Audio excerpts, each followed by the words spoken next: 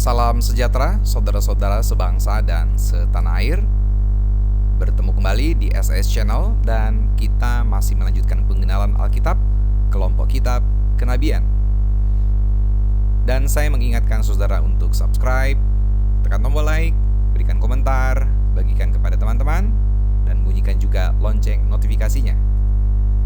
Langsung saja kelompok kitab kenabian, sesi ketiga, Hosea, Yoel, Amos, Obadya, Yunus, dan Mikha.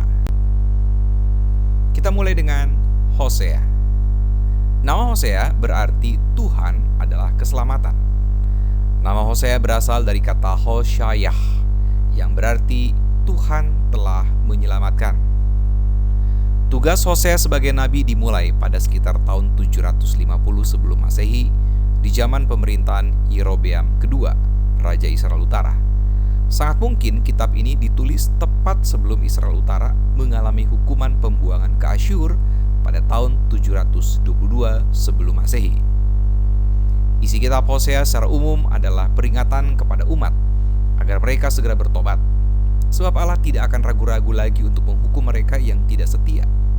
Ketidaksetiaan umat digambarkan dengan cara yang unik.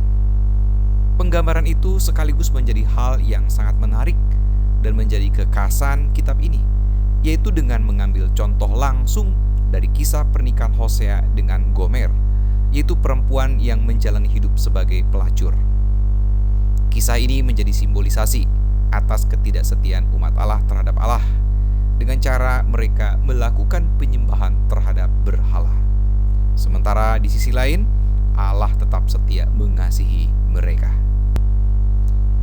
Penulis kitab Hosea adalah Hosea dan ditulis dalam rentang masa sekitar tahun 722 sebelum Masehi. Jumlah pasalnya ada 14. Isinya yang pertama dari pasal 1 sampai pasal 5, keluarga Hosea dibandingkan dengan Israel yang tidak setia. Yang kedua, pasal 6 sampai pasal 14, pemberitaan Hosea kepada Israel, Yehuda, dan para pemimpin mereka. Kitab Yoel. Arti nama Yoel yaitu Tuhan adalah Allah. Hanya informasi itulah yang dapat dipastikan. Selebihnya agak sulit karena tentang latar belakang waktu atau zaman penulisan kitab ini sangat sedikit rujukannya, termasuk juga tidak tercantum nama raja tertentu yang memerintah. Bahkan informasi tentang belalang pun bisa menjadi kabur karena fenomena wabah belalang terjadi beberapa kali dalam kurun waktu di kisaran tahun 800 sebelum Masehi sampai 500 sebelum Masehi. Tetapi beberapa ahli menduga bahwa kitab ini ditulis sekitar tahun 515 sebelum Masehi. Walaupun demikian, kitab ini adalah salah satu kitab yang sangat bagus dari sisi sastra karena mampu memberikan penggambaran yang sangat hidup tentang hama belalang dan sebagai pembandingan atas penghukuman yang akan Tuhan timpakan kepada umatnya. Kitab ini merupakan seruan pertobatan bagi umat agar mereka dapat terhindar dari penghukuman. Kitab ini ditulis oleh Yoel pada masa sekitar tahun 515 sebelum Masehi. Jumlah pasalnya ada 3 yang berisi: pertama, pasal 1 ayat 1 sampai pasal 2 ayat 17, ajakan Tuhan kepada Israel. Selanjutnya, pasal 2 ayat 18 sampai pasal 3 ayat 21, berkat Tuhan dan hukuman atas bangsa-bangsa. Kitab Amos. Nama Amos berarti beban. Ia bukanlah seorang nabi profesional dalam arti sebagai seseorang yang memang mengabdikan dirinya secara full di bawah perintah Tuhan. Boleh dikatakan bahwa Amos adalah seorang nabi dadakan karena sebenarnya ia adalah seorang peternak dan pemungut buah ara yang tinggal di Tekoa, sebuah kota kecil di selatan Yerusalem atau di kerajaan Israel Selatan atau kerajaan Yehuda.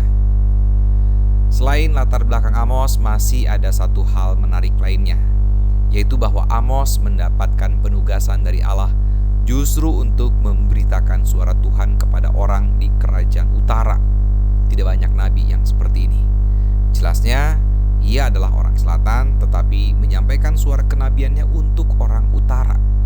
Hal ini sangatlah tidak umum. Nah, itulah salah satu alasan yang pada waktunya nanti Amos diusir dari Israel Utara untuk kembali ke Israel Selatan atau kerajaan Yehuda. Catatan waktunya sangat jelas, bahkan sangat spesifik, yaitu ia menyebutkan tentang peristiwa gempa bumi, yang sangat mungkin maksudnya adalah gempa bumi di sekitar tahun 760 sebelum Masehi. Maka dengan informasi tersebut, banyak ahli menduga bahwa kitab Amos ini ditulis dalam kurun waktu antara tahun 762 sebelum Masehi sampai 750 sebelum Masehi. Pesan moralnya adalah bahwa walaupun Allah menghukum umat, namun Allah tidak pernah meninggalkan umat sendirian. Allah senantiasa mendampingi dan menguatkan umat untuk dapat menghadapi pergumulan.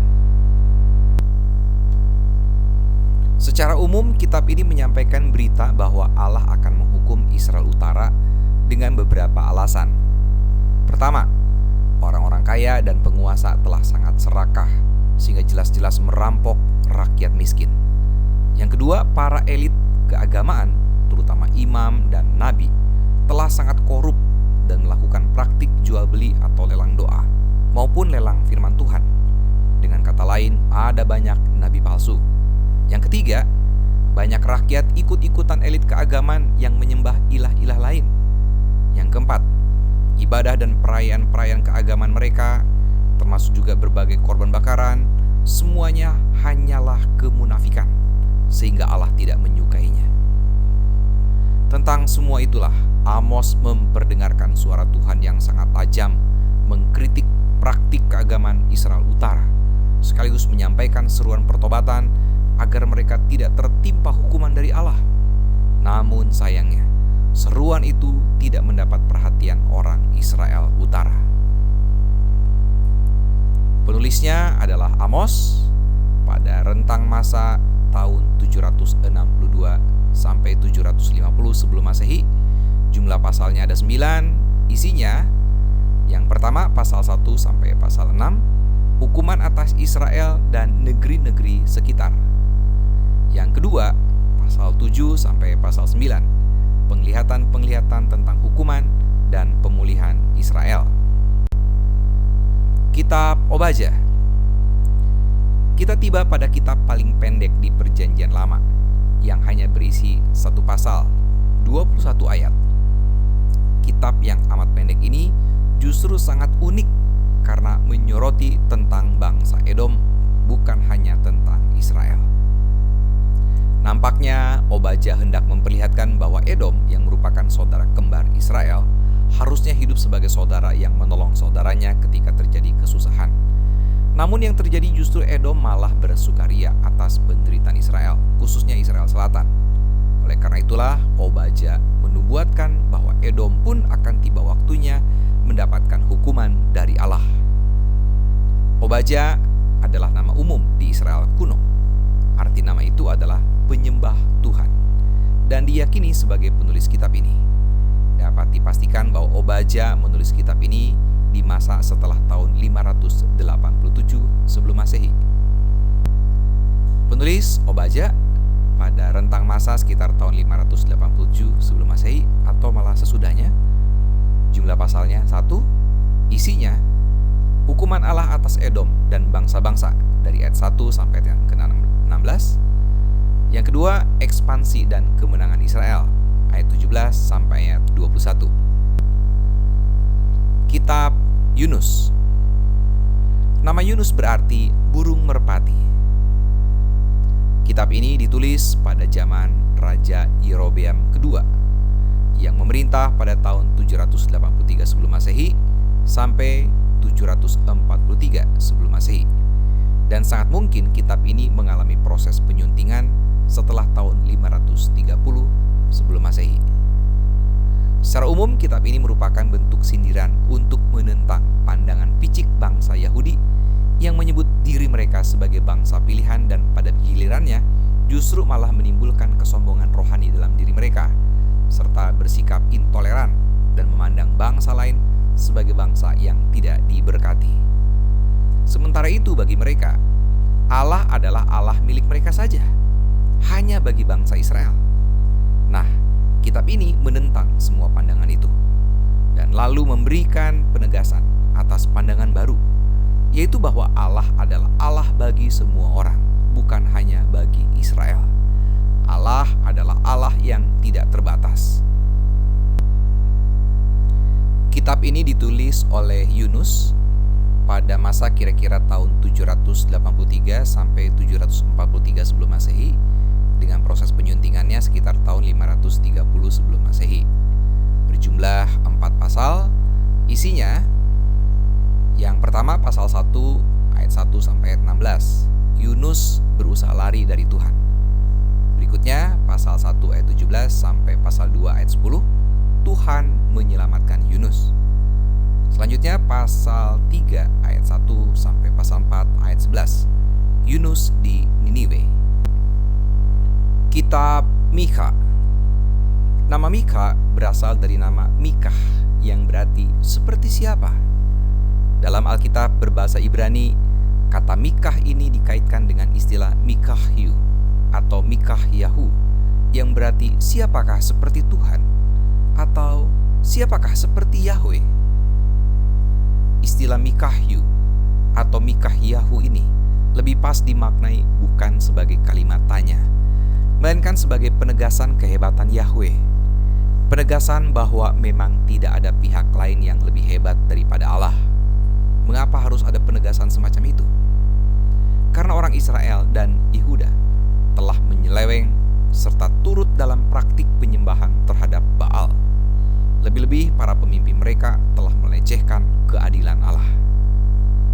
Mikha dikenal sebagai nabi yang sangat berani dan terang-terangan mengkritik serta menentang para pemimpin Israel maupun Yehuda. Ia berasal dari kota kecil Moreshet, sekitar 38 km di selatan Yerusalem. Ia bernubuat di zaman awal pemerintahan Raja Yotam di tahun 740 sebelum Masehi, dilanjutkan Ahaz sampai akhir masa pemerintahan Hizkia di tahun 687 sebelum Masehi. Sangat mungkin kitab ini ditulis sebelum kerajaan Yehuda menjalani masa pembuangan. Mikha 5 ayat 1 sampai 4 menjadi salah satu bagian yang sangat penting bagi orang Kristen karena diyakini sebagai nubuat tentang Tuhan Yesus. Kitab Mikha terdiri dari 7 pasal yang berisi tentang kabar penghukuman bagi Israel, kerajaan utara, dan Yehuda, kerajaan selatan, yang diiringi dengan harapan pemulihan dari Allah jika mereka bersedia mengakui dosa-dosa dan pelanggaran mereka serta bertobat. Kitab ini ditulis oleh Mikha pada rentang masa tahun 687 sampai 586 sebelum Masehi. Jumlah pasalnya 7. Isinya yang pertama, pasal 1 ayat 1 sampai pasal 3 ayat 12, berita hukuman atas Israel dan Yehuda. Yang kedua, pasal 4 ayat 1 sampai pasal 5 ayat 15, berita harapan untuk umat Allah. Ketiga, pasal 6 ayat 1 sampai pasal 7 ayat 7, Tuhan menggugat umat Israel ke pengadilan karena dosa mereka. Dan yang keempat, pasal 7 ayat 8 sampai 20, Tuhan mengampuni orang-orang yang mengakui dosanya. Demikianlah sesi ketiga kelompok kitab kenabian. Sampai jumpa di video selanjutnya. Dan saya kembali mengingatkan untuk saudara subscribe, tekan tombol like, berikan komentar, bagikan, dan juga bunyikan notifikasinya. Salam persatuan, NKRI, harga mati.